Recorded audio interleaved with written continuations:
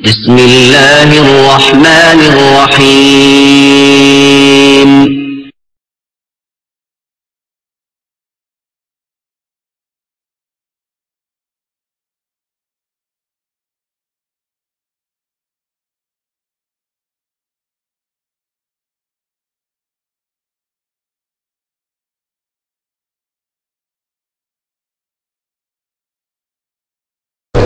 السلام عليكم ورحمة الله وبركاته. إن الحمد لله نحمده ونستعينه ونستغفره ونعوذ بالله من شرور أنفسنا ومن سيئات أعمالنا. من يهده الله فلا مضل له ومن يضلله فلا هادي له وأشهد أن لا إله إلا الله وحده لا شريك له وأشهد أن محمدا عبده ورسوله صلى الله تعالى عليه وعلى آله وصحبه وسلم تسليما كثيرا. يا أيها الذين آمنوا اتقوا الله حق تقاته ولا تموتن إلا وأنتم مسلمون. يا أيها الناس اتقوا ربكم الذي خلقكم من نفس واحدة وخلق منها زوجها وبث منهما رجالا كثيرا ونساء واتقوا الله الذي تساءلون به والأرحم إن الله كان عليكم رقيبا.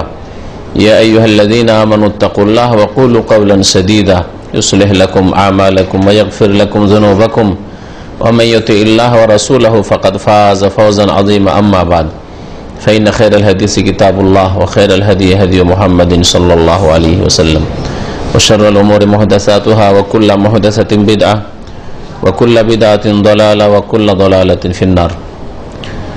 أما بعد فقد قال المؤلف رحمه الله تعالى بسم الله الرحمن الرحيم كتاب التوحيد وقول الله تعالى وما خلقت الجن والإنس إلا ليعبدون وقوله ولقد بعثنا في كل أمة رسولا أن اعبدوا الله واجتنبوا الطاغوت وقوله وقضى ربك ألا تعبدوا إلا إياه وبالوالدين إحسانا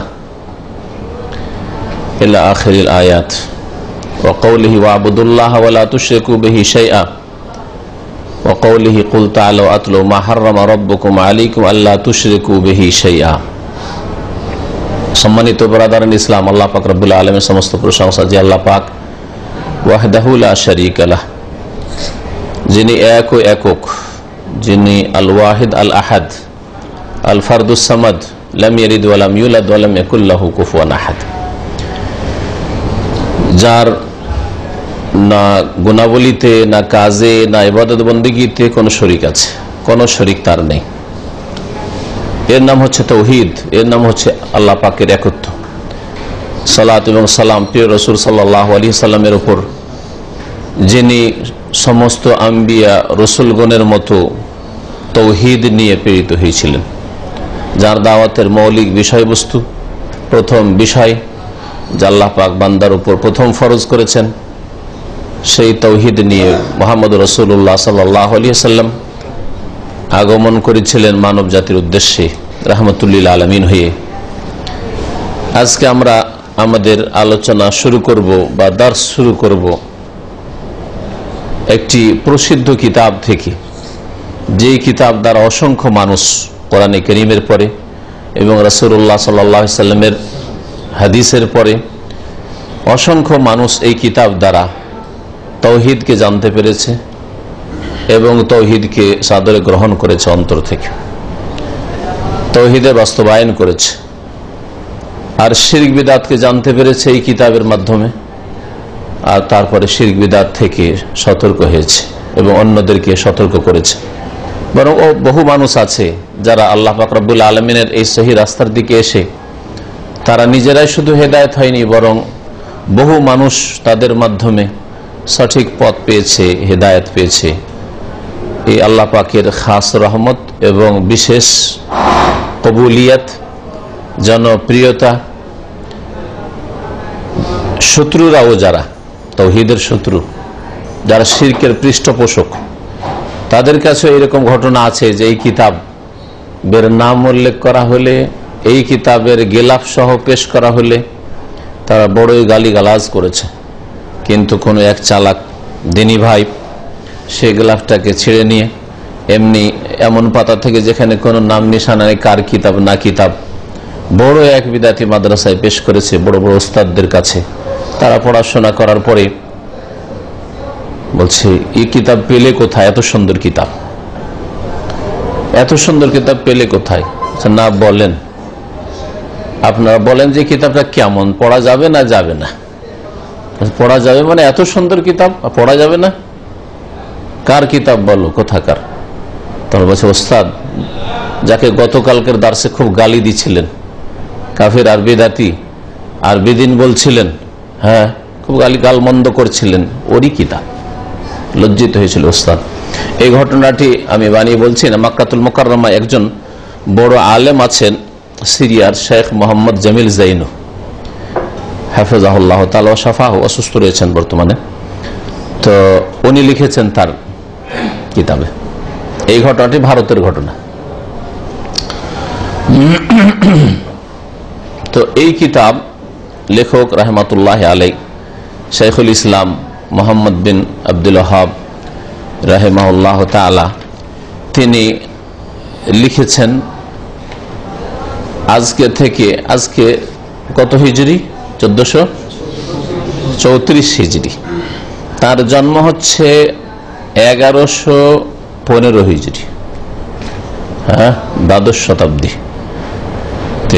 আর তিনি 100 বছরের বেশি তিনি আয়ু পেয়েছিলেন। আল্লাহ পাক রব্বুল তার আয়ুতে সব দিক থেকে বরকত দিয়েছিলেন। তো তার এই লেখা কিতাব, যা এই আরব জাজিরাতে, আরব উপদ্বীপে লেখা হয়েছে, এবং এই কিতাব দ্বারা যেমন বললাম যে বহু আদম সন্তান উপকৃত হয়েছে, সেই কিতাবের দর্শ আজকে শুরু করব। আজকে প্রথম দর্শ। আমাদের দর্শের তরিকা হবে যে আমরা প্রথম তিনি যা লিখেছেন তার সংক্ষিপ্ত ব্যাখ্যা করে দেব, তর্জমা সহ, ব্যাখ্যা সহ সংক্ষিপ্ত তর্জমা করে দেব, যাতে করে প্রতিদিন একটা করে দর্শ হয়ে যায়। কারণ এখানে সপ্তাহে মাত্র একদিন আলোচনা। এটা করে দেওয়ার পরে যতটা আমাদের সাথে সময় সাথ দেবে, ওই সময়কে সামনে রেখে আমরা তখন ব্যাখ্যা বিশ্লেষণ করব, বিশেষ বিশেষ পয়েন্টের উপর যেগুলো ব্যাখ্যা বিশ্লেষণের প্রয়োজন রয়েছে সেগুলো ব্যাখ্যা বিশ্লেষণ করব। যদি সময় থাকে তাহলে কখনো লম্বা হবে, যদি সময় না থাকে তাহলে কখনো সংক্ষিপ্ত হবে। কিন্তু প্রথম আমরা তরজমা এবং সংক্ষিপ্ত ব্যাখ্যা করে দেব, যাতে করে যার কাছে বেশি সময় নেই শোনার, যার কাছে বেশি হয়তো অবসর নেই, সে কমপক্ষে কিতাবুত তাওহীদের আসল কিতাবটি সংক্ষিপ্ত অর্থ এবং ব্যাখ্যা সহ বুঝে নিতে পারে। এই কিতাবের মৌলিক বিষয়বস্তু এর কিতাব থেকে ফুটে উঠেছে। যেমন লেখক বলছেন বিসমিল্লাহির রহমানির রহিম, কিতাবুত তাওহীদ। সে আল্লাহ পাকের নামে শুরু করছি, যিনি আর রহমান, পরম করুণাময়, আর রহিম, যিনি বড় দয়াবান। কিতাবুত তাওহীদ মানে হাজা কিতাবুত তাওহীদ, এইটি হচ্ছে কিতাবুত তাওহীদ। কোন কোন কপিতে বা কোন কোন ছাপাই আছে কিতাবুত তাওহীদ বা বাবু কিতাবুত তাওহীদ ও কওলিল্লাহি তাআলা, এইভাবে। তো এ হচ্ছে তাওহীদের কিতাব, মানে এমন একটি কিতাব যাতে আল্লাহ পাকের তাওহীদ সম্পর্কে আলোচনা হয়েছে, অন্য কোনো বিষয় নেই। তাওহীদ সম্পর্কে কোন কোন দিক নিয়ে আলোচনা হয়েছে? বিশেষ করে তাওহীদের 3 ভাগের মধ্যে যেই তাওহীদে মুসলিম সমাজেই ভেজাল আছে, যেই তাওহীদ না মানলে আর বাকি অন্যান্য তাওহীদ, মানে আরো দুটো যে তাওহীদের প্রকরণ রয়েছে, কিসিম রয়েছে, সেগুলি মেনে মুমিন মুসলিম হওয়া যায় না। খুব সংক্ষেপে বললে তাওহীদে রুবুবিয়ত আর তাওহীদুল আসমা ওয়াস সিফাত। তাওহীদের রুবুবিয়ত আরব মুশরিকরাও মানত, কিন্তু তারা এই তাওহীদের রুবুবিয়ত, আল্লাহ সৃষ্টিকর্তা, আল্লাহ রিজিক দাতা, আল্লাহ পৃথিবীর নিয়ন্ত্রণ করে, আকাশ থেকে বৃষ্টি আল্লাহ নামায়, এসব বিশ্বাস করেও তারা মুসলিম বলে ঘোষিত হয়নি, মুমিন বলে ঘোষিত হয়নি, বরং কি বলে ঘোষিত হয়েছে? কুল ইয়া আইয়ুহাল কাফিরুন, আল্লাহ কাফের বলে সম্বোধন করেছে, মুশরিক বলে। ইন্নামাল মুশরিকুনা নাজাস, মুশরিকরা নাপাক, আল্লাহ পাক তাদেরকে। তাহলে আল্লাহকে তারা স্রষ্টা মানত, যে সৃষ্টি আল্লাহ করেছেন, রিজিক দাতা মানত, তারপরে তাদেরকে মুসলিম বলে ঘোষণা করা হয়নি, বরং কাফের মুশরিক বলে ঘোষণা করা হয়েছে। তাওহীদুল আসমা সিফাত, আল্লাহর নাম তারা মানত, আল্লাহকে আল্লাহ বলে তারা ডাকতো। এই জন্য বিসমিল্লাহির রহমানির রহিম মানতে রাজি হয়নি হুদায়বিয়ার সন্ধি কিনতে, কিন্তু বিসমিকা আল্লাহুম্মা বলতো তারা। এটা দিয়ে হুদায়বিয়ার সন্ধি কাফেরদের সাথে নবী করিম সাল্লাল্লাহু আলাইহি ওয়াসাল্লামের লেখা হয়েছিল, তারা এটা মেনেছিল। তাহলে আল্লাহর নাম মানত, আল্লাহর গুণাবলী হয়তো মানত, কিন্তু আল্লাহ পাকের ইবাদতে তারা শিরক করত। আসল বিষয়বস্তু হচ্ছে এই কিতাবের তৌহিদে উলুহিয়াত বা তৌহিদে ইবাদাহ, তৌহিদুল ইবাদাহ বা তৌহিদুল উলুহিয়াত। এবং তৌহিদের পরিপন্থী যতগুলি বিষয় রয়েছে সেগুলি এতে উল্লেখ করা হয়েছে। তৌহিদকে নষ্ট করে, তৌহিদকে দুর্বল করে, তৌহিদকে কমজোর করে দেয়, তৌহিদ কমে যায়, তৌহিদ পূর্ণ হয় না, এইরকম বিপরীত জিনিসগুলো আলোচনা করা হয়েছে। তৌহিদের শাখা প্রশাখা যে বিভিন্ন আছে সেগুলি আলোচনা করা হয়েছে। এ হচ্ছে কিতাবের বিষয়বস্তু, যা সংক্ষেপে বললাম। লেখক বলছেন যে এ হচ্ছে তৌহিদের কিতাব ওয়া কাউলিল্লাহি তাআলা, আর মহান আল্লাহর বাণী। মানে এই কিতাব শুরু করছি বিসমিল্লাহর পরে, তৌহিদের কিতাব আর মহান আল্লাহর এই বাণী দিয়ে। এই কিতাবের কোনো ভূমিকা নেই, ভূমিকা শুধু এই কিতাবুত তৌহিদ বলে পেশ করে দেওয়া হয়। যেমন বললাম কিতাবুত তৌহিদ মানে এই কিতাবের ভূমিকা কাকে বলে, যেটা পড়লে মোটামুটি একটা আইডিয়া অনুমান করা যায় যে এই কিতাবটা কি আছে, এই কিতাবটা কি আছে।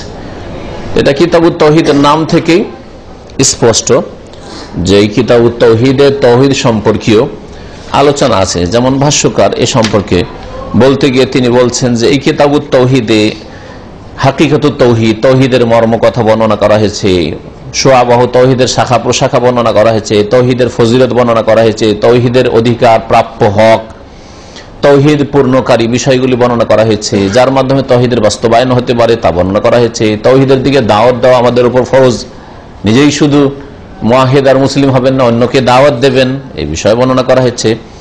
এবং অত্তাম্বি আল হাকিকাতি শিরক, এর বিপরীত শিরকের মর্মকথা, শিরক কি জিনিস বর্ণনা করা হয়েছে, শিরকের প্রকরণ কি, কি ধরনের আল আকবার, আসগার বড় ছোট, জালি খাফি স্পষ্ট, লুকায়িত গোপনীয়, এবং শিরকের যতগুলি শাখা প্রশাখা রয়েছে, শিরকের যে ভয়াবহতা রয়েছে, শিরক থেকে সতর্ক করা যে ফরজ, নিজে সতর্ক হওয়া ফরজ, অন্যকে সতর্ক করা ফরজ, ছোট হোক বড় হোক কম হোক বেশি হোক সবগুলি থেকে, এবং শিরক পর্যন্ত যেসব বিদআত পৌঁছায়, নব আবিষ্কৃত জিনিস, ধর্মের নামে দিনের নামে নতুন নতুন কাজ, নতুন নতুন কথা, যেগুলি হয়তো শিরক নাই কিন্তু শিরক পর্যন্ত পৌঁছাবে।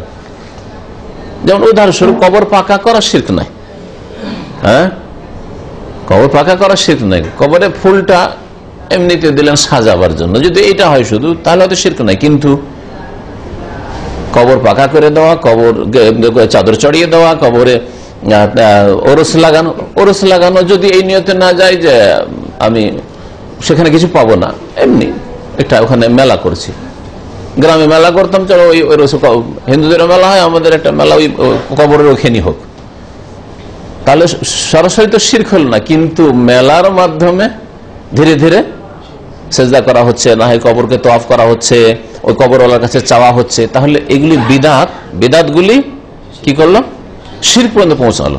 আর মনে রাখবেন যে সবচেয়ে বড় বিদআত হচ্ছে শিরক, মানে শিরকও তো নতুন, না আদম আলাইহিস সালাম শিরক করেছেন, না আম্বিয়া রাসূলগণ কেউ শিরক করে, তাহলে শিরকও তো নতুন। এই জন্য শিরকটাও বিদআত, বিদআত মানে ধর্মের নামে যা নতুন হয়, আর শিরক সমস্ত নবী রাসূলগণের দাওয়াতের বিরোধী যা নতুন মানুষরা শুরু করেছে, নবীদের বিপরীত উল্টো কাজ শুরু করেছে। এইরকমই বেশ কিছু কাবিরা গুনাহ যেগুলি মানুষের তৌহিদকে দুর্বল করে, গুনাহ তৌহিদকে দুর্বল করে।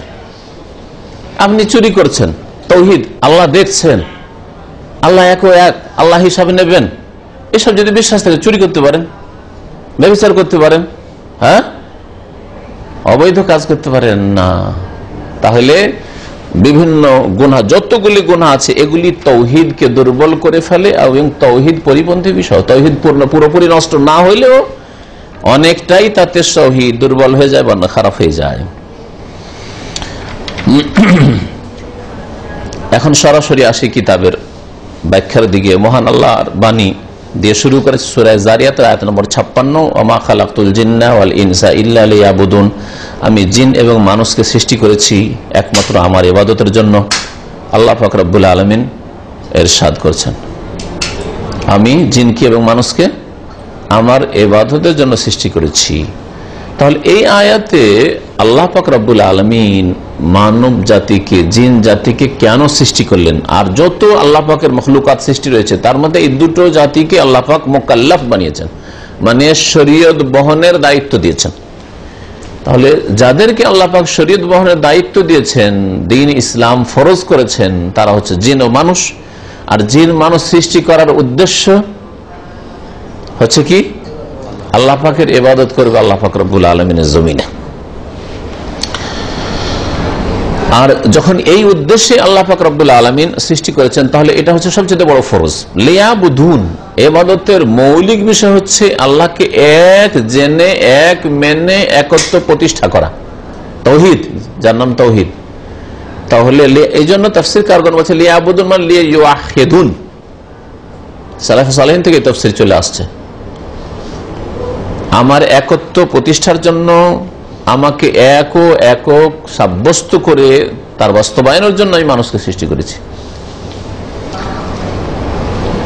ওয়াকাউলিহি, আর মহান আল্লাহ এই বাণী সম্পর্কে এই অধ্যায়, ওয়ালাকাদ বাআসনা ফি কুল্লি উম্মাতির রাসূলা, আর নিঃসন্দেহে আমি প্রত্যেক জাতিতে একজন করে রাসূল পাঠিয়েছি, আনে আবুদুল্লাহ, এই নির্দেশ দিয়ে, রাসূলকে নির্দেশ দিয়েছি যে তুমি তোমার উম্মতকে, জাতিকে বলো যে তোমরা আল্লাহর ইবাদত করো, ওয়াজতানিবুত তাগুত, আল্লাহর ইবাদত করো আর তাগুত থেকে বেঁচে থাকো। আল্লাহ ছাড়া অন্যের ইবাদত থেকে আল্লাহর কিছু হক পুরো না হইলেও একটি হক, একাধিক হক আল্লাহ ছাড়া অন্যকে দিয়ে দেওয়া, এটা হচ্ছে তাগুতের পূজা করা, এর থেকে বেঁচে থাকো।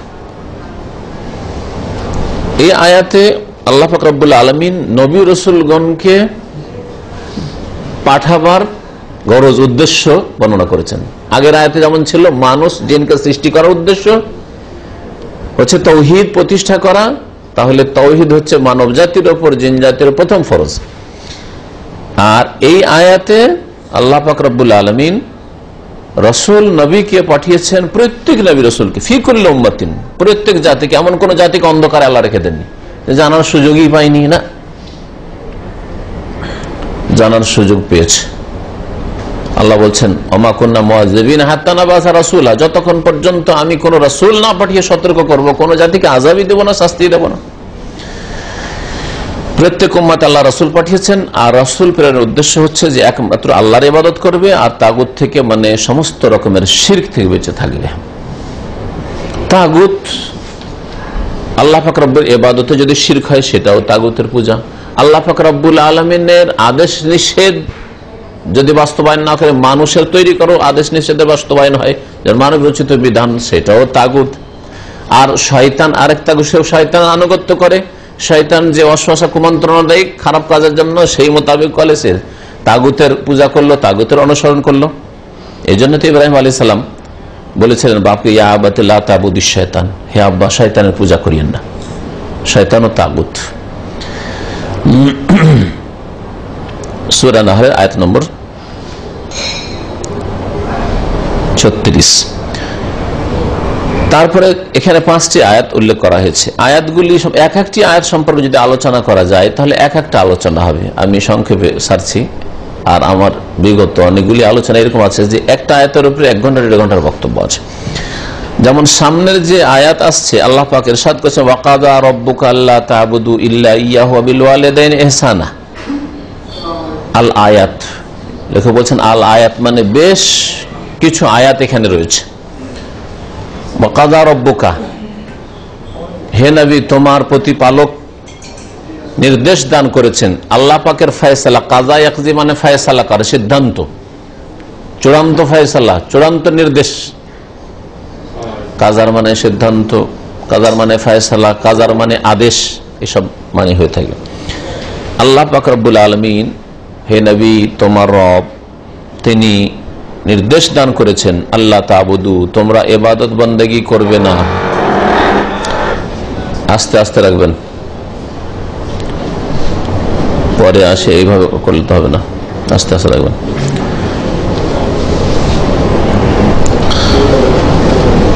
আল্লাহ পাক ইরশাদ করছেন যে হে নবী তোমার প্রতিপালক নির্দেশ দান করেছেন আল্লাহ তাবুদু, যে তোমরা ইবাদত করবে না, ইল্লা ইয়াহু, তার ছাড়া আর কারো, তার ছাড়া আর কারো ইবাদত করবে না। তাহলে এটি হচ্ছে তাওহীদ।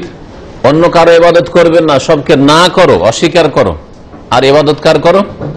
এক আল্লাহর করো, এক তাওহীদ, এর নাম হচ্ছে তাওহীদ। এটাও তাওহীদের কথা দিয়ে আল্লাহ পাক শুরু করেছেন।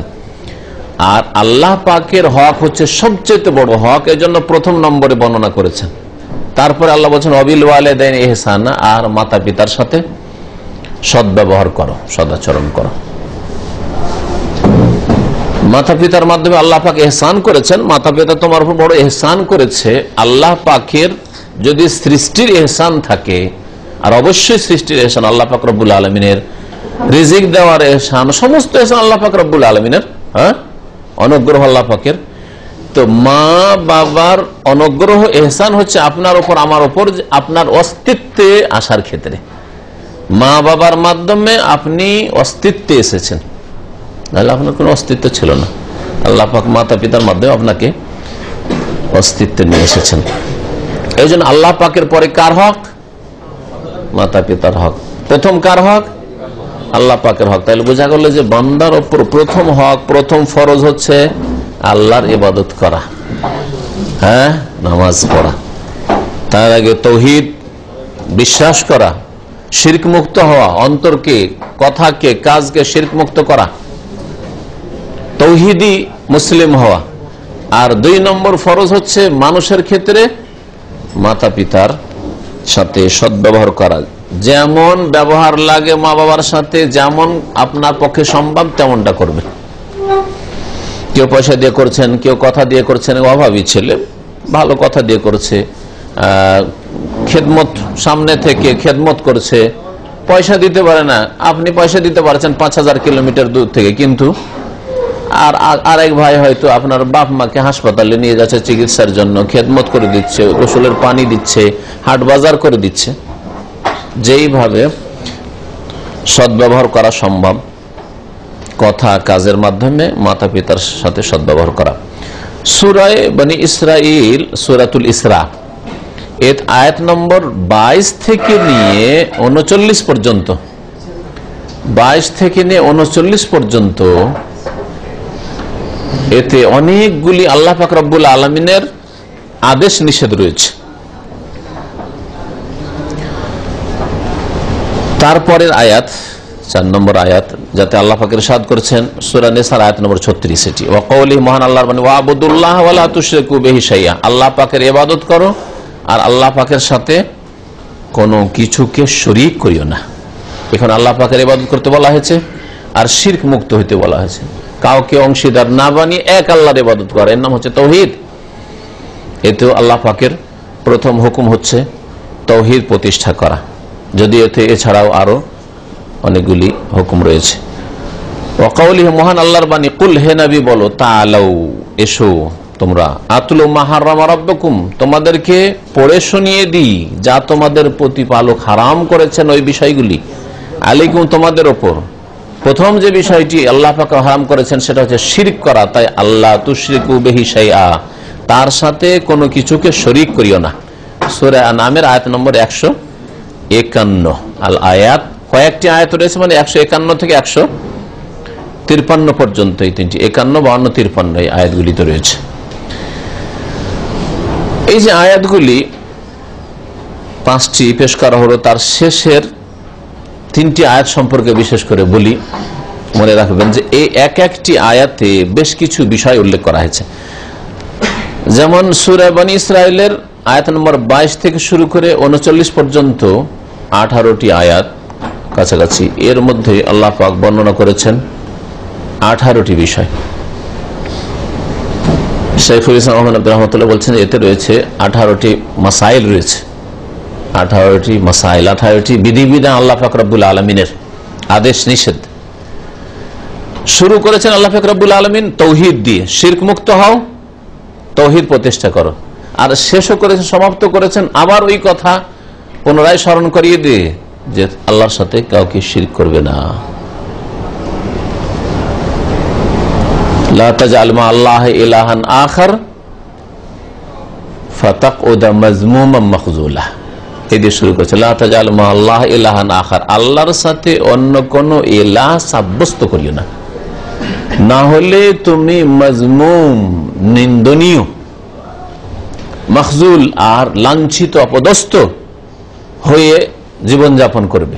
ফাতাকউদা মাজমুমান মাখজুলা, এই আয়াত দিয়ে আল্লাহ পাক শুরু করে। তারপরে আয়াত হচ্ছে ওয়াকাদা রাব্বুকা আল্লা তা'বুদু, যেটা এখানে উল্লেখ করা হয়েছে ইল্লা ইয়্যাহ, ওয়াকাদা রাব্বুকা আল্লা তা'বুদু ইল্লা ইয়্যাহু, তারপরের আয়াত শেষ করেছেন আল্লাহ পাক রব্বুল আলামিন এই আয়াতগুলি 18টি বিষয় উল্লেখ করে লা তাজআল মা আল্লাহ ইলাহান আখার ফাতুলকা ফি জাহান্নামা মালুমান মাদহুরা, আল্লাহর সাথে অন্য ইলাহ সাব্যস্ত করিও না, না হলে ফাতুল জাহান্নাম, না হলে জাহান্নামে নিক্ষেপ করা হবে তোমাকে মালুমান, ধিক্কৃত করে,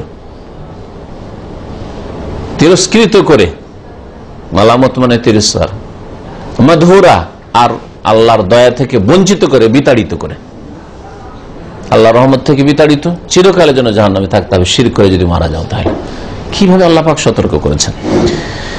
এই আয়াতগুলির তাফসীর আপনাদেরকে উপদেশ দেব যে আপনারা নিজেরা বাংলা থেকে পড়ে নেবেন এবং বুঝে পড়বেন যে আল্লাহ পাক কি বিধিবিধানগুলি এতে উল্লেখ করেছেন। শুরু করেছেন তাওহীদ দিয়ে আর শিরক দিয়ে, আর শেষ করেছেন তাওহীদ শিরক, শিরক থেকে সতর্ক করা, তাওহীদ প্রতিষ্ঠা করা। সূরা আন-নাসর আয়াত নম্বর 36, এতে 10টি রয়েছে, 10টি হুকুক বলা হয়েছে। এই আয়াতটিকে বলা হয়েছে আল হুকুকুল আশারা, আয়াতুল হুকুকুল আশারা, 10টি অধিকার বা প্রাপ্য বিশিষ্ট আয়াত। মোহাম্মদ আব্দুর রহমাতুল্লাহ আলাইহি তার কিতাবে বিষয়টি উল্লেখ করেছেন যে এতে 10টি কি রয়েছে, অধিকারের কথা রয়েছে, আল্লাহ পাকের অধিকার। ওয়াবুদুল্লাহ ওয়া লা তুশরিকু বিহি শাইআন ওয়াবিল ওয়ালিদাইনি ইহসানা ওয়াবিযিল কুরবা ওয়াল ইয়াতামা ওয়াল মাসাকিন ওয়াল জারি যিল কুরবা ওয়াল জারিল জুনুব ওয়াস সাহিবিল জানবি ওয়া ইবনিস সাবিল ওয়া মালাকাত আইমানুকুম, 10টি বিষয়। ব্যাখ্যা সবগুলি করব না, কারণ আসল বিষয় হচ্ছে তাওহীদ। আর আগে বলেছি যে কিতাব আসল সংক্ষিপ্ত ব্যাখ্যা করে চলে যাব, আর তারপরে যতদূর সম্ভব হয় পরে আমরা বিস্তারিত কিছু কথা পেশ করব সময় থাকলে। আপনারা এই আয়াতগুলি প্রতিটি তাফসীর, এই একটি আয়াতে 10টি আল্লাহ পাকের পক্ষ থেকে আপনার ওপর যে হক প্রাপ্য আল্লাহ পাকের, অন্য কোনো মানুষের এই প্রাপ্যগুলি রয়েছে, বিভিন্ন লোকের হক আপনার সাথে জড়িত রয়েছে, আপনার কাছে পাবে, আল্লাহ পাবেন, হ্যাঁ, রাসূল পাবেন, বাপ মা পাবেন, আত্মীয় স্বজন পাবে, হ্যাঁ, ইত্যাদি ইত্যাদি, পাশের লোক পাবে, রুমমেট পাবে, কোম্পানির চাকরির সঙ্গী পাবে, এই যে পাশে বসে আছে, বাসে ট্রেনে এরোপ্লেনে বসে আছে, ও আপনার কাছে কিছু হক পাবে, আপনি তার কাছে পাবেন। এই সবগুলো উল্লেখ করা হয়েছে, আমার এর উপর বিস্তারিত আলোচনা আছে। আর শেষ আয়াত, পঞ্চম আয়াত, যাতে 3টি আয়াত রয়েছে, সূরা আন-নাম 151 থেকে 153 পর্যন্ত বললাম। এতে আল্লাহ পাক শুরু করেছেন সবচেয়ে বড় অপরাধ শিরক দিয়ে, যা আল্লাহ পাক সবচেয়ে বড় হারাম বলে ঘোষণা করেছেন। তাআলাও, তোমরা আসো পড়ে শোনাই, আতলু, আমি পড়ে শোনাই। নবীকে আল্লাহ বলছেন তুমি এই কথা বলো মানব জাতিকে, তোমাদেরকে তেলাওয়াত করে শোনাচ্ছি, পড়ে পাঠ করে শোনাচ্ছি। মাহারামার ওই বিষয়গুলি যেগুলি তোমাদের রব হারাম করেছেন, তার মধ্যে প্রথম বিষয় যেটা আল্লাহ পাক হারাম করেছে সেটা হচ্ছে শিরিক করা। তাই আল্লাহ তুশরিকু বিহি শাইআন, আল্লাহর সাথে কাউকে বা কোনো কিছুকে শরীক করিও না, কোনো কিছুকে শরীক করিও না, না দেবদেবীকে শরীক করবে, না কবর মাজারকে শরীক করবে, না পীর ওলিকে নবীকে শরীক করবে, আল্লাহর সাথে শরীক না। নবী আল্লাহর বান্দা, হ্যাঁ, আশহাদু আন্না মুহাম্মাদান আবদুহু ওয়া রাসূলুহু বলছেন না, নবী তো আবদুহু, তার বান্দা। বান্দা কি করে শরীক হইতে পারে? আপনি আপনার কফিলে শরীক হইতে পারবেন, বাড়িতে বলে যে আমার ভাগ আছে তোমার একটা রুমে, জুতা খেতে হবে না? তো মানুষে যদি শরীক না হইতে পারেন, হ্যাঁ, তার কাছে চাকরি করে, তো বান্দা গোলাম মানুষ কি করে রবের শরীক হইতে পারে? নবী রাসূল হইলেও, হ্যাঁ, আর আল্লাহ পাকের নেক বান্দা হইলেও কোনো কিছুকে শরীক করিও না। যেমন কোন মানুষকে শরীক করবেন না, তেমনি কোন প্রাণী, অন্য কোন প্রাণীকে শরীক করবেন না। যেমন গরু পূজা হিন্দুদের, নদী নালাকে শরীক করবেন না, যে সব দেবী, গঙ্গা দেবী আর পদ্মা দেবী আর অমুক দেবী, এসব শরীক করবেন না। কোন গাছকেও শরীক করবেন না, যে গাছের পূজা, হ্যাঁ, কোন মাটিকেও শরীক করবেন না, যে অমুক জায়গার মাটিতে শেফা আছে, আর মাটি উঠিয়ে নিয়ে যায়। জন্মদিন থেকে অনেকে মাটি নিয়ে যায়, বিভিন্ন জায়গা থেকে মাটি, কবরের মাটি উঠিয়ে নিয়ে যায়। কোনো কিছুকে শরীক করিও না। কোনো কিছুকে শরীক করিও না। আর তারপরে আল্লাহ পাক রব্বুল আরো 9টি বিষয়, মোট 10টি বিষয় আল্লাহ পাক উল্লেখ করেছেন এই 3টি আয়াতের মধ্যে। এই আয়াতটিকে, 5 নম্বর আয়াত, এই আয়াতটিকে বলা হয় আয়াতুল ওয়াসায়া আল আশারা, 10টি আল্লাহ পাকের ওসিয়ত উপদেশ বিশিষ্ট আয়াত। কেন ওসিয়ত বলেছেন তাফসীর কারগণ বা উলামায়ে কেরাম বা তাওহীদের উলামায়ে কেরাম, আকীদার উলামায়ে কেরামরা? কারণ এই আয়াতগুলিতে 3বার করে আল্লাহ বলছে যালিকুম ওয়াসাকুম বিহি, এই আল্লাহ পাকের ওসিয়ত উপদেশ, এই হচ্ছে আল্লাহ পাকের উপদেশ। ওসিয়ত শব্দটি আল্লাহ পাক রব্বুল আলামিন উল্লেখ করেছেন। শেষে যে বিষয়টি উল্লেখ করা হয়েছে, প্রথম বিষয়টি তো জানলেন কি আল্লাহ উল্লেখ করেছেন, যে তোমরা শিরক করবে না। শিরক করা সবচেয়ে বড় হারাম। খুন করা বড় হারাম নয়, বড় হারাম, কিন্তু সবচেয়ে বড় হারাম নয়। হ্যাঁ, শিরকের পরে তার স্থান। জেনা করা বড় হারাম, কিন্তু এটা লোক জেনা করলে সামাজিক অপরাধ, সবার কাছে অপরাধ, তাই না? মদ খেলেও অপরাধ, কিন্তু শিরক করছে, কবর মাজারে সিজদা করছে, এটা ধর্ম। আউযুবিল্লাহ, জেনা করেছে তো অনেক বড় অপরাধ করেছ। কিন্তু আমাদের দেশে এটা সামাজিক অপরাধ নয়, অপরাধী নয়, ওটাও তাদের ধর্ম, ওইটাই কেউ ঠিক মনে করছে। আপনি যদি ঠিক নাও মনে করেন, তারপর আপনাকে অত বড় অপরাধ লাগে না। অথচ আল্লাহ পাক কি বলছেন, এটা সবচেয়ে বড় হারাম। আর শেষ করেছেন ওয়া আন্না হাযা সিরাতি মুস্তাকিমান ফাত্তাবিউহু, এটাই হচ্ছে এই যে 10টি উপদেশ দেওয়া হলো, এটা হচ্ছে সিরাতে মুস্তাকিম, সরল পথ, এটা হচ্ছে নবীর পথ, এটা হচ্ছে আম্বিয়া রাসূলগণের পথ। ফাত্তাবিউ, এই পথকে স্মরণ করো, এই পথকে অনুসরণ করো, এই পথেই চলো। ওয়ালা তাত্তাবিউস সুবুল, আর অনেক রাস্তায় চলিও না, এইটাও ঠিক ওইটাও ঠিক, আপনারা যেটা করছেন ওটা করেন, আমরা এটা করি, সবগুলি নিয়ে গিয়ে আল্লাহ পর্যন্ত পৌঁছাবেন। মিথ্যা কথা এগুলো। ওয়ালা তাত্তাবিউস সুবুল, অনেকগুলি যে রাস্তা আছে ওই সব রাস্তায় যাবেন না, একটা রাস্তা যেটা সোজা গেছে, নবীর রাস্তা, তরিকায়ে মুহাম্মাদিয়া, ওই তরিকার উপর থাকো। চিশতিয়া তরিকাও ঠিক আছে, সাবেরিয়াও ঠিক আছে, মুজাদ্দিদিয়াও ঠিক আছে, আর কাদেরিয়াও ঠিক আছে, নকশবন্দিয়াও ঠিক আছে, রফাইয়াও ঠিক আছে। না, এত রাস্তা নেই, আল্লাহ তো নিষেধ করছেন ওয়ালা তাত্তাবিউস সুবুল, এই সুবুল এতগুলি রাস্তার অনুসরণ করিও না, খবরদার। যদি এই কাজ করো ফাতাফাররাকা বিকুম আন সাবিলিহি, তাহলে আল্লাহ পাকের রাস্তা থেকে তোমাদেরকে বিচ্ছিন্ন করে অনেক দূরে নিয়ে চলে যাবে, বিচ্ছিন্ন করে নিয়ে চলে যাবে। তাহলে বোঝা গেল যে তরিকায়ে মুহাম্মাদিয়া ছাড়া, সাল্লাল্লাহু আলাইহি ওয়াসাল্লাম মুহাম্মদ রাসূলুল্লাহ সাল্লাল্লাহু আলাইহি ওয়াসাল্লামের রাস্তা ছাড়া, তরিকা অন্য কোন তরিকায় চললে আসল রাস্তা হারিয়ে ফেলবে।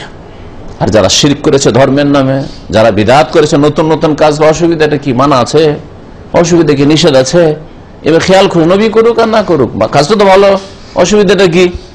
কোথায় নিষেধ আছে বলেন তো দেখি? তারাকে শয়তান বিভিন্ন রাস্তা দিয়ে অন্য রাস্তায় নিয়ে চলে গেছে। তাহলে শেষ আল্লাহ পাক করেছেন কি দিয়ে? সুন্নাত বিদআতের কথা দিয়ে। আর শুরু করেছেন আল্লাহ পাক রব্বুল আলামিন তাওহীদ দিয়ে, তাওহীদ শিরক দিয়ে। তাহলে সুন্নাত প্রতিষ্ঠা করা, তাওহীদ প্রতিষ্ঠা করা বড়ই গুরুত্বপূর্ণ বিষয় আপনার জীবনে। আর শিরক আর বিদআত থেকে বেঁচে থাকা বড়ই গুরুত্বপূর্ণ বিষয়। আপনি যদি নামাজও 5 ওয়াক্ত পড়েন আর শিরক থেকে না বেঁচে থাকেন, তো আমল কাজে আসবে না, সবগুলি বরবাদ, ডেলি বরবাদ হয়ে যাচ্ছে, ধ্বংস হয়ে যাচ্ছে।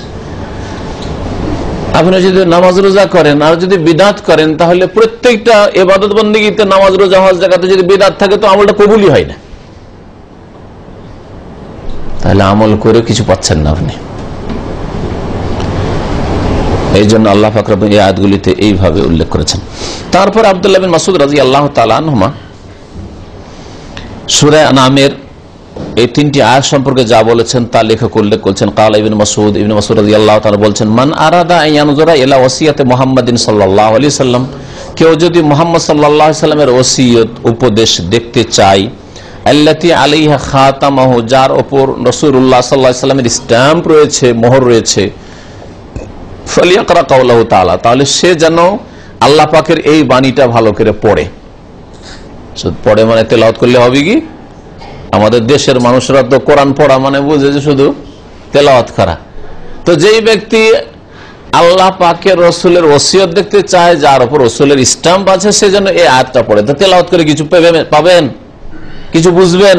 তাহলে বোঝা গেল যে কোরআন পড়ার উদ্দেশ্য শুধু তেলাওয়াত করা বরকতের জন্য নয়, কোরআন পড়ার উদ্দেশ্য শুধু সওয়াবের জন্য যে একটা হরফে 10 নেকি, এটা নয়, শুধু এটাও রাখেন, কিন্তু ওর চেয়ে বড় যেটা উদ্দেশ্য যে আল্লাহ পাকের সম্বোধন, আল্লাহ পাকের অ্যাড্রেস আপনাকে কি করা হয়েছে সেটা বুঝেন। আপনি আপনার কফিল এসে, কোম্পানির মালিক এসে, জিএম এসে যদি বলে ইফআল কাজা, বুঝলেন না, ইফআল কাজা, সউই কাজা, আপনাদের ভাষা বললাম, কি বল মানে কি, আরে সবাই ফাটাফাট শুরু করলেন, কিন্তু আস্তে করে একটু, একজন আপনাদের খারাপ লাগে না নাকি?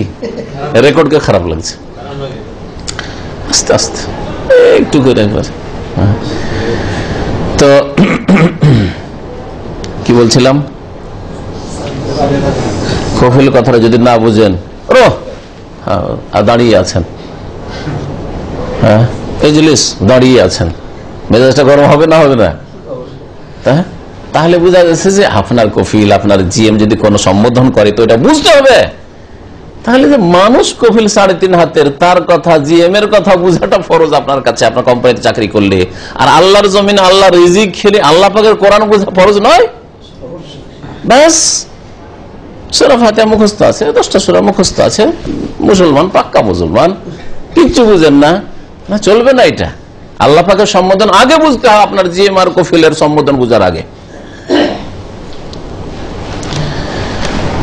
যেই ব্যক্তি মোহাম্মদ রাসূলুল্লাহ সাল্লাল্লাহু আলাইহি ওয়াসাল্লামের ওসিয়ত দেখতে চায়, যার উপর রাসূলুল্লাহ সাল্লাল্লাহু আলাইহি ওয়াসাল্লামের স্ট্যাম্প রয়েছে, মনে রাখবেন তাহলে প্রত্যেকটা কাজে রসুলের স্ট্যাম্প আছে কিনা দেখতে হবে। নামাজের উপর রসুলের স্ট্যাম্প আছে না নেই? আছে না নেই? 5 ওয়াক্ত নামাজ নবী পড়েছেন, কোরআনে আছে, হাদিসে আছে, তাই না? স্ট্যাম্প আছে। তো নামাজের তরিকার উপর স্ট্যাম্প আছে না নেই? না খেয়াল খুশি পড়লে চলবে? কোনখান থেকে নামাজ শুরু, কোনখানে নামাজ শেষ, আছে না নেই? তাহলে যার উপর স্ট্যাম্প আছে ওই রকম নামাজ পড়তে হবে। নামাইতে পড়ার পর নবীর স্ট্যাম্প আছে? যায় নামাজের দোয়ার পর নবীর স্ট্যাম্প আছে? ইক্তাদাতু বিহাযালাম পড়ার পর নবীর স্ট্যাম্প আছে, মানে নবীর হাদিসে আছে? যদি থাকে সহি হাদিসে তো স্ট্যাম্প আছে, আর না হলে নেই। তাহলে আপনাকে চেক করতে হবে যে এগুলোর উপর ইয়ে আছে, স্ট্যাম্প আছে, স্ট্যাম্প আছে প্রত্যেকটি ক্ষেত্রে। জন্মবার্ষিকী পালন করা, আপনার হোক, আপনার বিবির হোক, আর ছেলে মেয়ের হোক, আর নবীরই হোক, হ্যাঁ, জন্মবার্ষিকী পালন করা, মৃত্যুবার্ষিকী পালন করা, নবীর স্ট্যাম্প দেখতে হবে না? খেয়াল খুশি, অসুবিধা নাই, করলাম তো কি হলো, চলবে? তাহলে তো শয়তানের আপনি অনুসরণ করলেন। স্ট্যাম্প দেখতে হবে, নবীর স্ট্যাম্প যদি থাকে মিলাদের উপর মিলাদ করেন। নবীর ইসলাম ঈদুল ফিতর, ঈদুল আজহার উপর আছে, আপনার ঈদে মিলাদুন নবী, নবীর ইসলাম কোথায়? খাতাম কোথায়? নবী খাতাম, স্টাম্প নেই। হ্যাঁ, স্টাম্প না থাকার পেপার নিয়ে কোথাও যদি কোম্পানি চলে যান তাহলে জালিয়াতি কেসে পড়বেন। হ্যাঁ, স্টাম্প দিয়েও কাজ হয় না, চেম্বার্স করাইতে হয়, খবর আছে? কোম্পানি স্টাম্প লাগিয়ে দিয়ে তারপরে সরকারি কোনো জায়গায় গেলে কি করতে হবে? চেম্বার্স করে নিয়ে এসো। যদি বিদেশে পাঠাইতে হয় তাহলে ফরেন মিনিস্ট্রি করে এসো, খারিজে করে এসো। জানেন না আপনার কোম্পানিতে স্টাম্প দিয়েছে, চেম্বার্স হয়েছে, না চলবে না। তারপরে তুমি যেহেতু বিদেশে পড়াবে সেই জন্য যাও ফরেন মিনিস্ট্রি করে আসো। আর রাসূলুল্লাহ সাল্লাল্লাহু আলাইহি ওয়াসাল্লাম স্টাম্প ছাড়াই ধর্ম পালন করবেন, কেমন কথা হইল? চিন্তা করতে বলছি আপনাদেরকে যে নবীর তরিকা কোনটা, তলাশ করেন আপনি। এটা আপনার ফরজ দায়িত্ব, আমার দায়িত্ব না যে একটা একটা করে আপনাকে শেখাবো যে এটা ঠিক, এইটা ঠিক, ওইটা ঠিক, আর আপনার ঘরে গিয়ে শিখাইতে হবে। আপনার দায়িত্ব হচ্ছে নবীর স্ট্যাম্প খোঁজ করা। আল্লাহ যেন সকলকে তৌফিক দান করেন। কেউ যদি নবীর স্ট্যাম্প দেখতে চায় ওসিয়তের উপর, ফালিয়াকরা কাউলাহু তাআলা, তো মহান আল্লাহর এই বাণী যেন পড়েন, কুল তাআলা ওয়াতুলু মা হারামা রাব্বুকুম আলাইকুম আল্লা তুশরিকু বিহি শাইআ। আল্লাহ পাক শিরক দিয়ে শুরু করেছেন, খবরদার আল্লাহর সাথে কোনো কিছুকে শিরক করবে না। এলা কাউলি, এই আয়াত পর্যন্ত পৌঁছলেন নবী করিম সাল্লাল্লাহু আলাইহি ওয়াসাল্লাম আব্দুল্লাহ বিন মাসউদ বলতে গিয়ে, ওয়া আন্না হাযা সিরাতি মুস্তাকিমা, যে আয়াতটির কথা একটু আগে বললাম, এটাই হচ্ছে আমার সোজা রাস্তা, সরল পথ। ফাত্তাবিউ, সেটাই অনুসরণ করো, সেটা ফলো করো। ওয়ালা তাত্তাবিউস সুবুল, সাবিলের বহুবচন সবুল, অনেক রাস্তায় চলিও না। ফাতাফাররাকা বিকুম আন সাবিলি, তাহলে আল্লাহর রাস্তা থেকে তোমাদেরকে ছিন্ন ভিন্ন করে অন্যদিকে নিয়ে চলে যাবে, আর আল্লাহর রাস্তা, জান্নাতের রাস্তা খুঁজে পাবে না, আল্লাহ পাকের সন্তুষ্টির রাস্তা খুঁজে পাবে না, সহি ইসলামের রাস্তা খুঁজে পাবে না। যালিকুম ওয়াসাকুম বিহি, এটাই তোমাদেরকে আল্লাহ পাক ওসিয়ত করেছেন। এই জন্য এই আয়াতকে কি বললাম? 10টি ওসিয়ত বিশিষ্ট আয়াত, 3টি আয়াত। মুআয বিন জাবাল রাদিয়াল্লাহু তাআলা আনহু থেকে বর্ণিত, তিনি বলছেন, কুনতু রাদিফান নবী সাল্লাল্লাহু আলাইহি ওয়াসাল্লাম আলা হিমার, আমি নবী করিম সাল্লাল্লাহু আলাইহি ওয়াসাল্লামের গাধার পিছনে চেপেছিলাম। মানে নবী সাল্লাল্লাহু আলাইহি ওয়াসাল্লাম চেপে আছেন আর তার পিছনে বসে, একজন যদি সামনে বসে থাকে তার পিছনে যে বসে ওকে রাদিফ বলে। মোটরসাইকেলে তো আপনারা চাপেন, তাই না? দেশে গেলে তো মোটরসাইকেলে 2 জন আমাদের দেশে চাপেন, তো 2 জন বা 3 জন, তো যে পিছনে থাকে ওকে রাদিফ বলা হয়। রাদাফা ইয়ারদিফু মানে পিছনে আসা। হ্যাঁ, তো আমি নবী করিম সাল্লাল্লাহু আলাইহি ওয়াসাল্লাম পিছনে চেপেছিলাম। কিসের ওপর? আল্লাহ আমার গাধার ওপর। তাই নবী সাল্লাল্লাহু আলাইহি ওয়াসাল্লাম গাধার ওপর চেপেছেন। নবী সাল্লাল্লাহু আলাইহি ওয়াসাল্লাম গাধার উপরে চেপেছেন। গাধার উপরে চাপাটা গৌরবের বিষয় না নমনীয়তার বিষয়? আজকাল গাধার উপর চাপবেন আপনি, যে বলা হয়, হ্যাঁ, সাইয়্যিদুল মুরসালিন খাতামুন নবীন, সৃষ্টির সেরা আপনার আমার রাসূল মুহাম্মদ সাল্লাল্লাহু আলাইহি ওয়াসাল্লাম গাধার পিঠে চেপেছেন। তার কাছে উটেরও ব্যবস্থা ছিল, তার কাছে ঘোড়ারও ব্যবস্থা ছিল, গাধার পিঠেও চেপেছেন, যাতে তাওয়াজু, নমনীয়তা, হ্যাঁ, বিনয় প্রকাশ পায়, অহংকার না আসে। এটা এই হাদিস দ্বারা প্রমাণিত হয়। আজকে যদি আপনি কারের মালিক হন আর যদি বাইসাইকেলে চাপেন, যেমন আপনার ওটা তাওয়াজু প্রয়োজন, আপনি সাইকেলে চাপছেন, অসুবিধাটা কি? আরে গরিব একটা সাইকেলে চাপছে, আমি চাপলাম, তো অসুবিধাটা কি? আমার কার আছে বলে আমার সাইকেল চাপতে হবে না? আপনি পায়ে হাঁটছেন কোন সময়, অসুবিধাটা কি? না, পয়সা আছে আর পায়ে কেন হাঁটবো? আরে 5 মিনিটের রাস্তা, তারপর অসুবিধা না, 10 টাকা দিলাম, ট্যাক্সিতে চাপলাম না, মাঝে মাঝে হাঁটলাম, মাঝে মাঝে সাইকেলে চাপলাম। এটা হচ্ছে তাওয়াজু, আপনার নমনীয়তা। নিজেকে আপনি বড় মনে করেন, অহংকারী নন, অন্তরে আপনার অহংকার নেই। অন্তর অহংকার থাকলে কাজে কথায় প্রকাশ পায় মানুষের। ফাকাল আল্লি, তারপরে নবী করিম সাল্লাল্লাহু আলাইহি ওয়াসাল্লাম মুআযকে বললেন, মুআয বলছেন আমাকে বললেন, ইয়া মুআয, হে মুআয, আতাদরি, তুমি কি জানো, মা হাক্কুল্লাহ আলাল ইবাদ, বান্দার উপর আল্লাহর হক কি, আল্লাহর প্রাপ্য, আল্লাহর অধিকার কি? ওয়া মা হাক্কুল ইবাদ আলাল্লাহ, আর বান্দার হক আল্লাহর উপরই বাকি।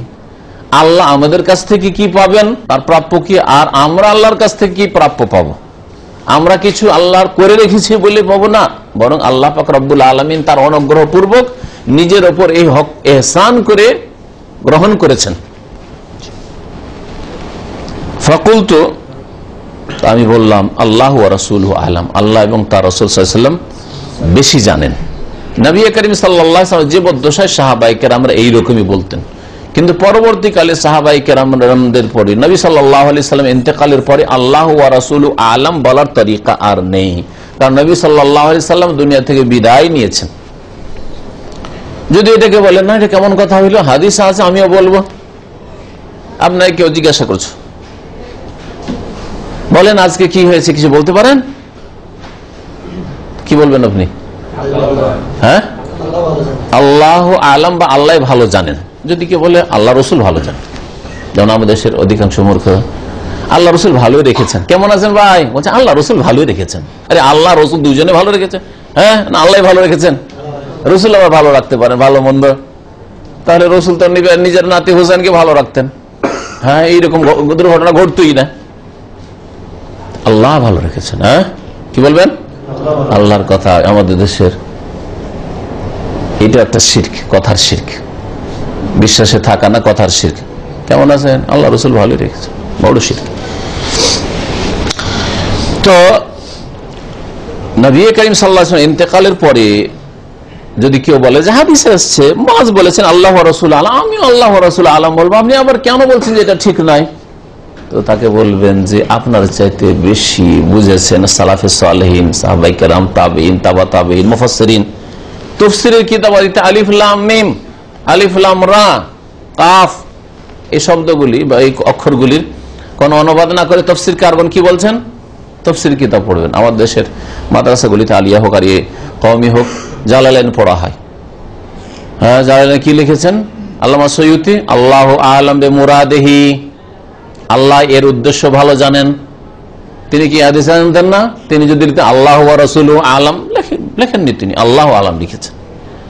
নবী সাল্লাল্লাহু আলাইহি ওয়াসাল্লাম ইন্তেকালের পরে আর রাসূল বেশি জানেন এই কথা বলবেন না। নবী সাল্লাল্লাহু আলাইহি ওয়াসাল্লাম বেঁচে থাকাকালীন হ্যাঁ ওহী নাযিল হচ্ছে, হ্যাঁ সবার চাইতে বেশি রাসূল জানেন, আল্লাহ পাক জানেন, রাসূল জানেন, আর তার জীবদ্দশায় রাসূলের কথা বলতেন। কিন্তু নবী সাল্লাল্লাহু আলাইহি ওয়াসাল্লাম ইন্তেকালের পরে যদি কোনো ব্যাপারে বলেন যে আপনার হয়তো জানা নাই, তো জানি না না বললে যদি বলেন আল্লাহ আলাম, আল্লাহ ভালো জান।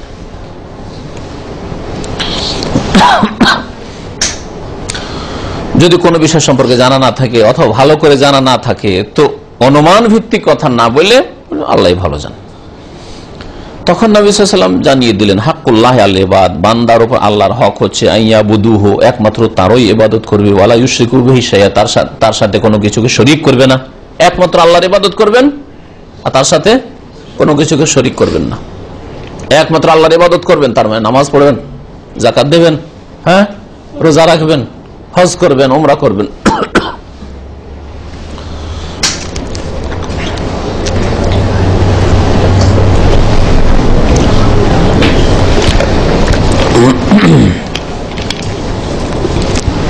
ইতিবাচক পজিটিভ থাকতে হবে মধ্যে, আর নেগেটিভও থাকতে হবে। পজিটিভ কি? যেগুলো আল্লাহ করতে বলেছেন করবেন, আইয়াবুদু, আল্লাহর ইবাদত করবেন, যা করতে বলেছেন করবেন, ওয়ালা ইউশরিকু বিহি, শিরক করবেন না। নেগেটিভ, নেগেটিভও থাকতে হবে। দুটোর একটা যদি থাকে মুসলিম হতে পারবেন না, দুটোর একটা যদি থাকে মুসলিম হতে পারবেন না। যেমন শিরক করেন না, নামাজ আরে যান না, দেব দেবী না, কারো কাছে চান না, কিন্তু ইবাদত করেন না, 5 ওয়াক্ত নামাজ পড়েন না, তাহলে আপনার মধ্যে নেগেটিভটা আছে, মানে শিরক করেন না, এটা ঠিক আছে, কিন্তু ইবাদত করেন না, ওইটাও নেগেটিভ করে দিয়েছেন। নেগেটিভ নেগেটিভ হয়ে গেছে, পজিটিভ আর নেগেটিভ হইতে হবে। বুঝতে পারছেন না? পারছেন না? কারণ তার বুঝেন তো পজিটিভ নেগেটিভ। তো ইসলামেও ইতিবাচক আর নেতিবাচক, পজিটিভ নেগেটিভ হইতে হবে। এবাদত, নামাজ পড়তে হবে, শিরক করা চলবে না।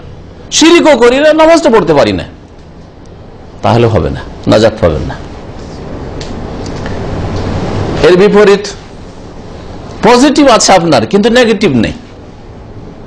নামাজ পড়েন মাশাআল্লাহ, রোজা ফরজ নফল, যাকাত ঠিক আছে ফুল, হজ মাশাআল্লাহ প্রতি বছর পয়সা আছে, হজ, এটা আছে, ইতিবাচকটা আছে, পজিটিভ আছে, নেগেটিভ নাই। তার মানে মাজারেও যায়, হজটা করলো, দিয়ে গেল গৌসুল আজমের কাছে বাগদাদ শরীফে, ওখানে গিয়ে একটু সেজদা টেজদা করলো আব্দুল কাদের জিলানীর কবরকে, আবার তারপরে ভারতে ইন্ডিয়া ঢুকলো, গিয়ে খাজা মঈনুদ্দিন চিশতির কবর সেজদা করলো, আবার বাংলাদেশে ঢুকে শাহজালাল নাই আটরশি। না, তাহলে মুসলিম হতে পারেনি। পজিটিভ নেগেটিভ দুটোই লাগবে, ভালো করে মনে রাখেন, তাহলে মুসলিম হতে পারবেন।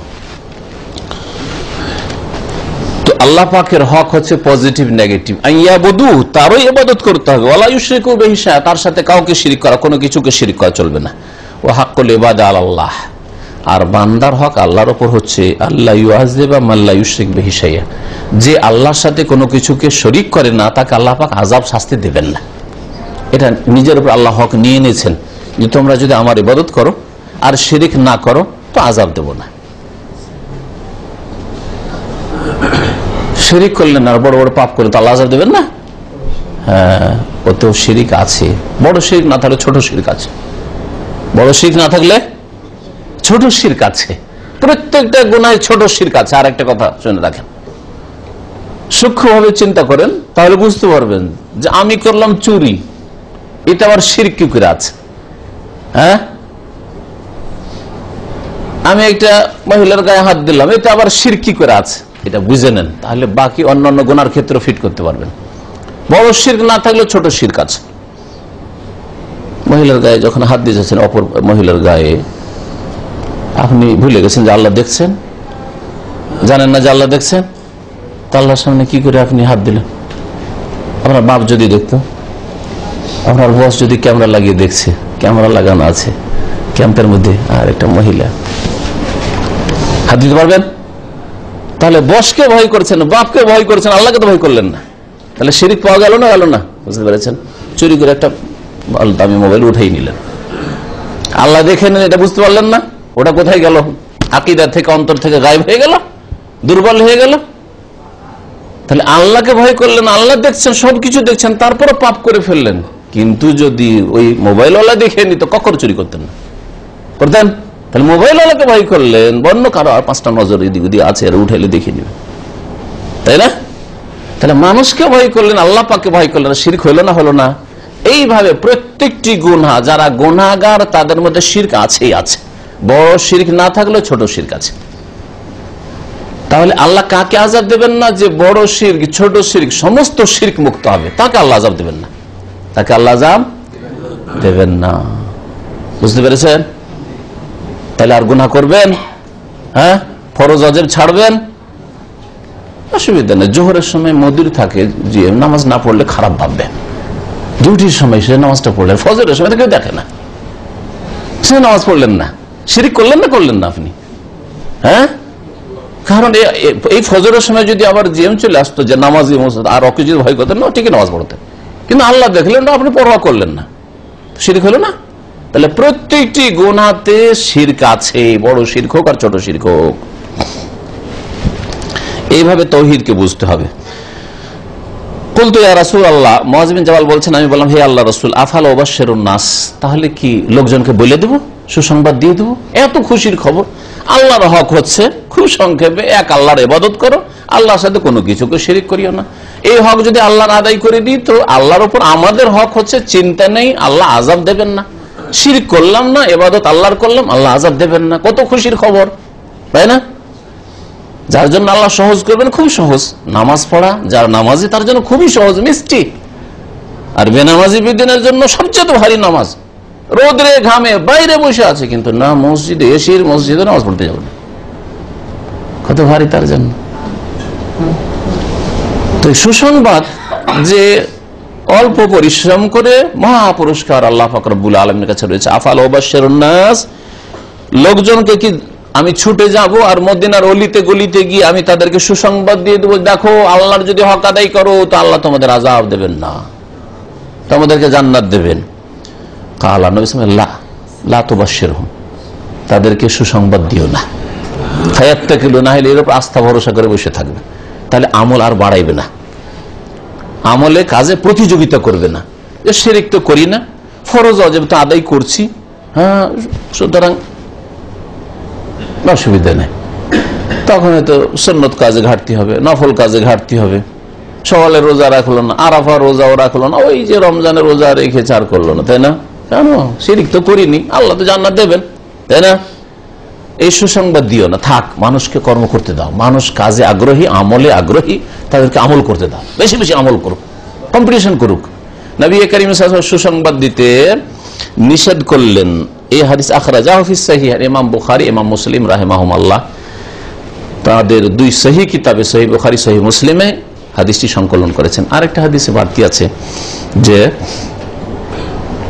মুআয রাদিয়াল্লাহু তাআলা আনহু বলেননি, লুকিয়ে রেখেছে, তারপরে ইন্তেকালের পূর্বে ভাবলেন যে এটা যদি রেখে দিই তাহলে তো ইলমে লুকিয়ে রাখা হবে, আল্লাহর হক আদায় করলে আল্লাহ জান্নাত দেবেন, আযাব দেবেন না, এটা কথা মানুষকে জানানো উচিত।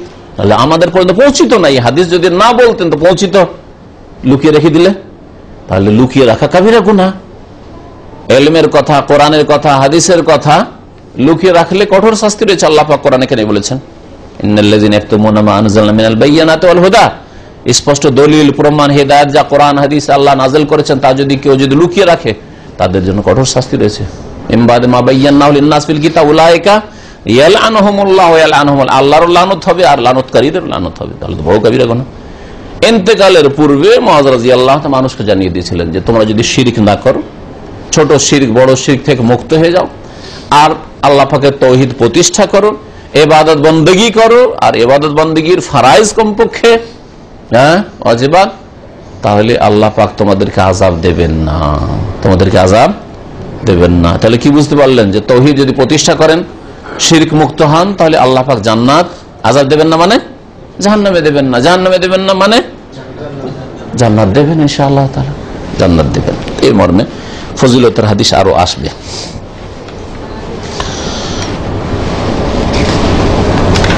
লেখকের বক্তব্য যে আয়াত হাদিসগুলি ছিল, আয়াত আর হাদিস নিজের কথা কিছু পাবেন না, এই কিতাবে শেষ হয়ে গেছে।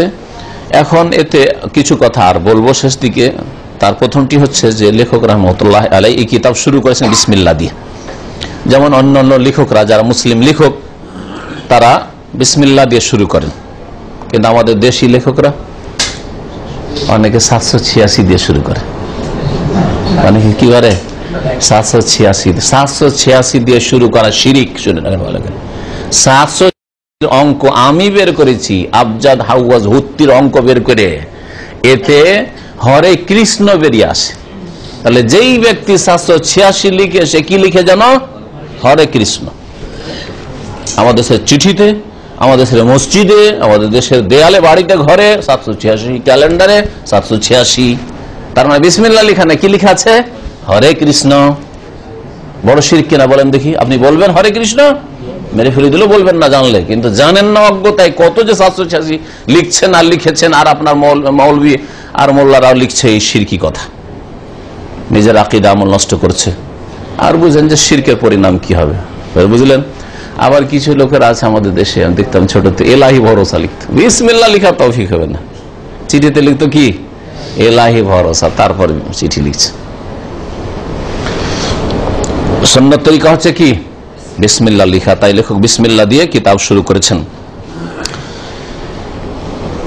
এতে কোরআনে কারীমের অনুসরণ করা হয়েছে। কোরআনে কারীমের সূরা ফাতিহার আগে বিসমিল্লাহ, প্রত্যেকটা সূরার আগে, সূরা তওবা ছাড়া বিসমিল্লাহ আছে। আর বিশেষ করে যখন কোরআন শুরু হয়েছে তখন সূরা ফাতিহায় বিসমিল্লাহির রহমানির রহিম আল্লাহ পাক শুরু করেছেন। রাসূলুল্লাহ সাল্লাল্লাহু আলাইহি সাল্লাম চিঠিপত্র রাজা বাদশাদেরকে যে লিখতেন ইসলামের দাওয়াত দিয়ে, বিসমিল্লাহির রহমানির রহিম মুহাম্মাদিন আবদুল্লাহি ওয়া রাসূলিহি ইলা হিরাকল আজিমির রোম সালামুন আলা মান ইত্তাবাল হুদা, বিসমিল্লাহ দিয়ে শুরু করতেন। তাই আল্লাহ পাক যেইভাবে শুরু করেছেন ওইভাবে লেখক শুরু বিসমিল্লাহ দিয়ে শুরু করেছে। রাসূলুল্লাহ সাল্লাল্লাহু আলাইহি সাল্লাম তার লিখনী চিঠিপত্র বিসমিল্লাহ দিয়ে শুরু করতেন, তাই বিসমিল্লাহ দিয়ে লেখক শুরু করেছেন। এবং এই মর্মে একটি হাদিস আছে, যে হাদিসটিকে হাসান বলা হয়েছে, যদিও কেউ এই হাদিসটিকে দুর্বল বলার চেষ্টা করেছে, কিন্তু হাদিস অনেক ওলামারা হাদিসটাকে হাসান বলেছেন। ইবনে সালাহ নওয়ী হাদিসটাকে হাসান বলেছে। সেটা হচ্ছে কুল্লু আমরিন জিবালিন লা ইউবদাউ ফিহি বিসমিল্লাহ ফাহুয়া আবতার, প্রত্যেক ভালো কাজ, প্রত্যেক কি কাজ? ভালো কাজ যদি বিসমিল্লাহ দ্বারা না শুরু করা হয়, ফাহুয়া আবতার, সেটা বেবরকত হয়ে যায়, সেটা দুম কাটা, লেজ কাটা হয়ে যায়, লেজবিহীন হয়ে যায়। লেজবিহীন মানে তাতে খামখুটা হলো, তাই না? ওই রকমই আপনার কাজ যদি লেজবিহীন হয়, তার মানে আপনার কাজ অসম্পূর্ণ থাকলো। তাহলে কোনো কাজ শুরু করলেন বিসমিল্লাহ বললেন না, আপনার কাজটাই বরকত হলো না। এই জন্য ভাব অর্থ করলাম আবতার মানে হচ্ছে,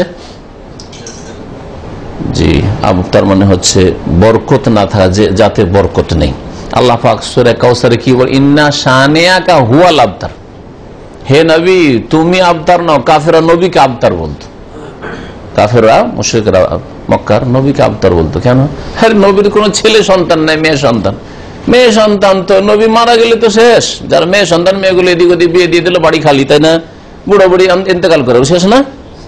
এই যুক্তি কাফের মুশরিকরা পেশ করে বলতে যে নবী তো আবতার, আমাদের তো ছেলে সন্তান আছে, বাড়ি ঘর যোগাবে, দেখবে, হ্যাঁ থাকবে, আমাদের প্রজন্ম থাকবে, যে অমুকের ছেলে অমুকের নাতি। কিন্তু নবীর কোথায়? শুধু মেয়ে। তো আল্লাহ বলছেন যে হে নবী, নবী দুঃখিত হইতেন কাফেরদের কথায়। আল্লাহ সান্ত্বনা দিয়ে বলছেন ইন্না শানিয়াকা হুয়াল আবতার, নিশ্চয় তোমার দুশমনরা, তোমার শত্রুরাই হচ্ছে লেজ কাটা, তুমি লেজ কাটা না। তোমার মধ্যে আল্লাহ বরকত আর বরকত রেখেছেন, মোবারক নবী। তোমার যদি নিজের আপন ছেলে না থাকে, ওরসজাত সন্তান বেঁচে না থাকে আল্লাহর হেকমতে, কিন্তু তোমার ঈমানি সন্তান কিয়ামত পর্যন্ত অসংখ্য থাকবে। হ্যাঁ, তোমার নাম লেনেওয়ালা নিজের ছেলে মেয়ে থেকে যেমন নাম না, তার চাইতে কত বেশি, সবচেয়ে বেশি নাম উচ্চারণ করা হয় আল্লাহ পাকের পরিকার আজকে পৃথিবীতে, আজকেও মুহাম্মদ রাসূলুল্লাহ সাল্লাল্লাহু আলাইহি ওয়াসাল্লাম। আর কত শ্রদ্ধা ভরে, আর নাম আসলে সাল্লাল্লাহু আলাইহি ওয়াসাল্লাম, পিস বি আপন হিম, তার উপর রহমত শান্তির ধারা বর্ষিত, বলছেন না? বলছেন না? কত শ্রদ্ধার সাথে, কত মহব্বতের সাথে, বরকতময় নবী করিম সাল্লাল্লাহু আলাইহি ওয়াসাল্লাম। আর কাফের মুশরিক আবু জাহলের নাম কেউ নিচ্ছে, আর নিল ঘৃণা ভরে নাম আবু লাহাব, অথচ নবীরই চাচা, কিন্তু ঈমান ছিল না, যার ফলে আবু লাহাবের নাম নিল তাব্বাত ইয়াদা আবি লাহাব, আবু লাহাবের 2 হাত ধ্বংস হোক, এই বলেই নাম উচ্চারণ করা হয় আবু লাহাবের। আর সেও ধ্বংস হোক, ওর স্ত্রীও অমরাত হোক, তাই না? চিন্তা করেন তাহলে। আল্লাহ পাক ওখানে আবতার শব্দটি বলেছেন। তো যেই ব্যক্তি বিসমিল্লাহ ছাড়া কোনো ভালো কাজ শুরু করবে, তাতে কোনো বরকত হবে না, লেজবিহীন হবে, মানে বরকত হবে না। এই জন্য বিসমিল্লাহ ছাড়া মকতুল বারাকা, যাতে কোনো বরকত হয় না। ভালো কাজ বলা হয়েছে, তাহলে মন্দ কাজ যেগুলো, ময়লা আবর্জনা সাফ করা, ইস্তেঞ্জা করছেন, পেশাব পায়খানা সাফ করছেন, বিসমিল্লাহ বলবেন না? ওইটা তো বিসমিল্লাহ বলবেন না। হ্যাঁ, ময়লা আবর্জনা সাফ করছেন তো বিসমিল্লাহ। কিন্তু ভালো কাজ, কোরআন তেলাওয়াত করছেন, রাসূলুল্লাহ হাদিস পড়ছেন, একটা বই পড়ছেন, বাড়িতে ঢুকছেন, ভালো কাজ করছেন, হ্যাঁ বিসমিল্লাহ বলবেন, হাদিস আছে বিসমিল্লাহ বলেন এবং সালাম বলেন। বাড়িতে ঢুকলে এইভাবে যত ভালো কাজ রয়েছে, খাওয়া দাওয়া শুরু করছেন বিসমিল্লাহ, পানি খাচ্ছেন বিসমিল্লাহ, জি শুরুতে বিসমিল্লাহ আর শেষখানে আলহামদুলিল্লাহ। নাকি প্রত্যেক লোকমাতে বলতে হবে? হ্যাঁ, বিসমিল্লাহ ওয়ালা বারকাতিল্লাহ, হ্যাঁ এই বিদআত, এইভাবে বাড়ানো, বিসমিল্লাহর সাথে ওয়ালা বারকাতিল্লাহ লাগিয়ে দিলেন, বিদআত।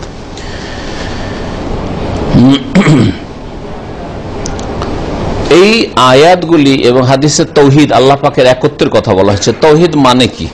তৌহিদ মানে কে বলতে পারেন? একটু বলেন দেখি। তৌহিদের শাব্দিক অর্থ কি? শুধু একত্ব। তৌহিদের শাব্দিক অর্থ বলেছি, ওয়াহাদা ইউয়াহিদু তৌহিদান, মানে একত্ব, কোনো কিছুকে এক করা, হ্যাঁ একত্রীকরণ, এককরণ, এটা হচ্ছে তৌহিদ। এজন্য সৌদি আরব খণ্ড বিখণ্ড হয়ে, সৌদি আরব আগের যুগে এক এক এলাকার এক একটা শাসক ছিল, আমির ছিল, সবকে একত্রিত করলেন মালিক আব্দুল আজিজ রাহিমাহুল্লাহ তাআলা। এই জন্য তৌহিদুল মামলাকা বলা হয়। কিংডম সৌদি আরবকে এক করা হয়েছে। হেজাজ আলাদা ছিল, নাজদ আলাদা ছিল, অমুক এলাকা আলাদা, অমুক এলাকা আলাদা, আল-হাসা আলাদা ছিল, এইভাবে ছিল। তৌহিদুল মামলা, তৌহিদ, তৌহিদের শাব্দিক অর্থ তাহলে এক করা।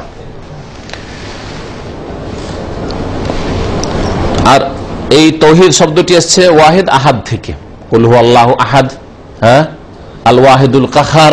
কোরআনে আল্লাহ পাক রব্বুল আল্লাহকে আহাদও বলেছেন আর আল্লাহকে ওয়াহিদও বলেছেন। তিনি ওয়াহিদ, তিনি আহাদ, আল্লাহ পাক রব্বুল আলামিন, এগুলি গুণবাচক নাম, একক তিনি। শরীয়তের ভাষায়, ইসলামের ভাষায় তৌহিদ কাকে বলে? সেটা হচ্ছে ইফরাদুল্লাহ তাআলা। তৌহিদ হচ্ছে ইফরাদুল্লাহ তাআলা, আল্লাহকে এক মনে করা, এক মনে করা, এক বলে স্বীকার করা, তার একত্বের বাস্তবায়ন করা। তিনটে মনে রাখবেন। তৌহিদুল্লাহ মানে আল্লাহ পাকের একত্ব, অন্তর্বিশ্বাস করা আল্লাহ একক, প্রথম অন্তর্বিশ্বাস, তারপরে মুখে সেটা স্বীকার করবেন আর কাজে পরিণত করবেন। তৌহিদ বিরোধী কোনো কাজ করবেন না, কোনো কথা বলবেন না। এ তৌহিদ অন্তরে আপনার বিশ্বাস হয়েছে, এর সাক্ষ্য প্রদানের জন্য হচ্ছে কালেমা তাইয়্যিবা, আশহাদু আল্লা ইলাহা ইল্লাল্লাহ, সাক্ষ্য প্রদান করছি যে আল্লাহ ছাড়া কেউ আর কোন সত্য মাবুদ নেই। ও আশহাদু, আরো সাক্ষ্য প্রদান করছি মুহাম্মদ সাল্লাল্লাহু আলাইহি সাল্লাম আল্লাহ পাকের বান্দা ও রাসূল, মুহাম্মাদান আবদুহু ওয়া রাসূলুহু। তৌহিদকে উলামারা তিন ভাগে ভাগ করেছে, যেমন শুরুতে বলেছে। ইনশাআল্লাহ তাআলা ওগুলি বিস্তারিত মাঝে মধ্যে আলোচনা করা যাবে।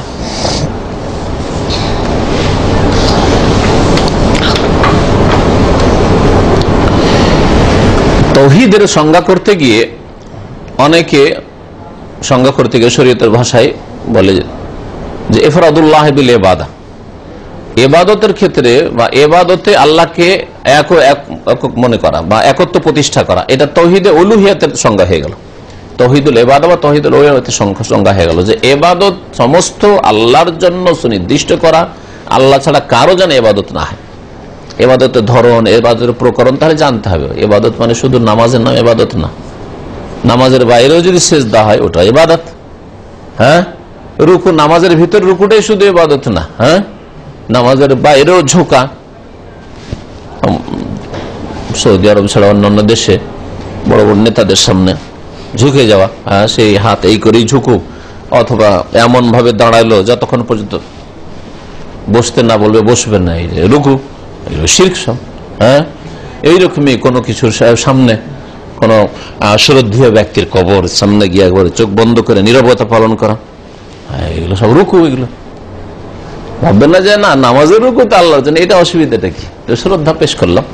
হ্যাঁ, তো এইভাবে ইবাদতের ধরন, প্রকরণ এগুলোকে বুঝতে হবে। দোয়া ইবাদত, নামাজের ভিতরে দোয়া হোক, নামাজের বাইরে দোয়া হয়। হ্যাঁ, এমন না যে নামাজের দোয়াগুলি তো দোয়াই করলাম, আল্লাহর কাছেই করলাম, হ্যাঁ কিন্তু ওরসে মাজারে গিয়ে যে বাবা মদদ, বাবার কাছে মদদ চাইবেন, আল্লাহর কাছে মদদ চাইবেন। আরে মসজিদে থাকেন, ঘরে থাকেন, বাইরে থাকেন, যেখানে থাকেন আল্লাহর কাছে মদদ চাইবেন, বাবার কাছে মদদ চাইবেন। ইয়া গাউসুল আজম না, ইয়া আল্লাহ, আল্লাহর কাছে চাইবেন, কোনো মানুষের কাছে না। তাহলে ওটাও তো দোয়া, কিন্তু আমাদের দেশের মানুষরা বুঝেনি, ভাগ করে নিয়েছে যে ওটা ওদের জন্য, ওইটা ভাগ করে নিল। তাহলে ইবাদতকে, ওই একই দোয়াকে কিছু আল্লাহকে দিল, কিছু গায়রুল্লাহকে দিয়ে দিল। এইরকম শিরকে বহু মানুষ লিপ্ত রয়েছে। তো ইনশাআল্লাহ তাআলা আগামীতে ধীরে ধীরে, এত লম্বা কথা না বলে, তৌহিদের প্রকরণ, তৌহিদে রুবুবিয়ত, তৌহিদুল আসমা ওয়া সিফাত আর তৌহিদে উলুহিয়ত, এগুলো সম্পর্কে আলোচনা করব। আল্লাহ পাক রব্বুল আলামিন যেন আমাদেরকে তৌহিদ বুঝার তৌফিক দান করেন, আল্লাহ পাকের একত্র তৌহিদ প্রতিষ্ঠার যেন তৌফিক দান করেন, আল্লাহ পাক রব্বুল আলামিন যেন কোরআন এবং হাদিস মোতাবেক আমাদের জীবন যাপনের তৌফিক দান করেন, নবী করিম সাল্লাল্লাহু আলাইহি সাল্লামের আদর্শ সুন্নাত মোতাবেক জীবনের প্রত্যেকটি ক্ষেত্রে চলার যেন তৌফিক দান করেন। যেসব ভাইরা এখানে এসেছেন, আল্লাহ পাক তাদের সকলকে যেন হিদায়াতের উপর, দ্বীনের উপর রাখেন। আল্লাহ পাক যেন সুন্নাত মোতাবেক চলার তৌফিক দান করেন, 5 ওয়াক্ত সালাতের তৌফিক দান করেন, ফজর নামাজের আমাদেরকে জামাতে হেফাজত করার তৌফিক যেন দান করেন। সুবহান রাব্বিকা রাব্বিল ইজ্জাতি আম্মা ইয়াসিফুন ওয়া সালামুন আলাল মুরসালিন, আলহামদুলিল্লাহি রাব্বিল আলামিন।